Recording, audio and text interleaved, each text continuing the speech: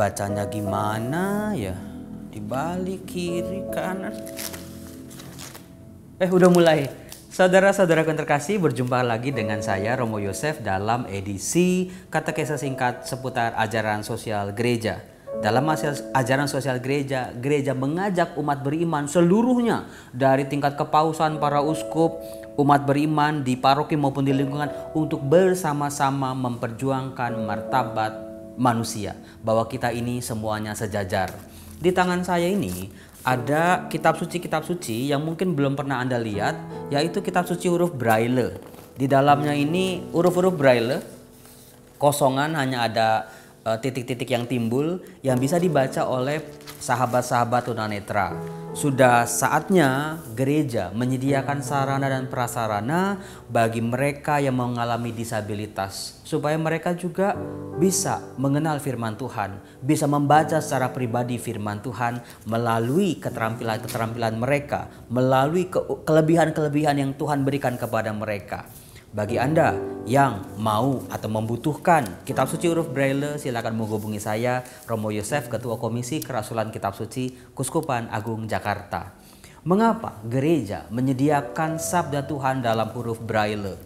Kalau kita lihat Injil Lukas, saudara-saudara, Injil Lukas yang sering kali disebut sebagai Injil kaum marginal, kita bisa melihat bagaimana Tuhan Yesus yang ditampilkan oleh Injil Lukas sejak awal sampai akhir adalah pribadi yang sangat merangkul orang-orang kecil.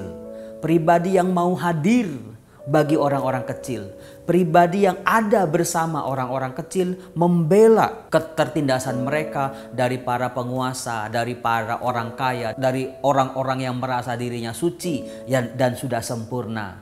Saudara-saudara, maka tidak heran Tuhan Yesus dalam ajarannya, dalam hidupnya menampilkan diri pribadi yang sederhana. Mulai dari lahir di kandang domba, dalam kesederhanaan, lahir dari keluarga Nazaret, lalu juga bagaimana dari kecil mengalami penindasan demi penindasan, sampai Yesus dewasa, memilih para murid bukan orang-orang hebat tetapi para nelayan dengan segala keterbatasan mereka.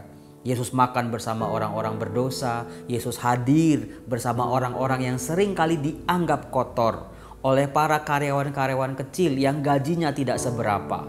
Saudara-saudara, apakah Anda tahu bahwa masyarakat di zaman Yesus adalah masyarakat dengan keadaan yang sangat tertindas?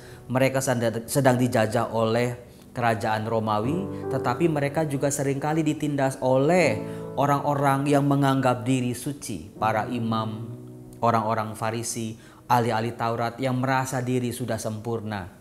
Maka kehadiran Allah, inkarnasi Allah menjadi manusia dalam diri Yesus bukan hanya hadir untuk orang-orang miskin, tetapi Yesus sendiri hadir sebagai orang miskin, sebagai orang sederhana. Dari situ Yesus bisa merangkul semua orang-orang sebagai saudaranya.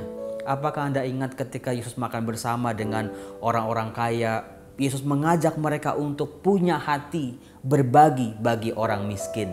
Saudara-saudara, mari keadaan kita gak usah nunggu kita kaya supaya kita bisa berbagi kepada mereka yang miskin. Lakukanlah apa yang terbaik, kebaikan-kebaikan sederhana sekalipun.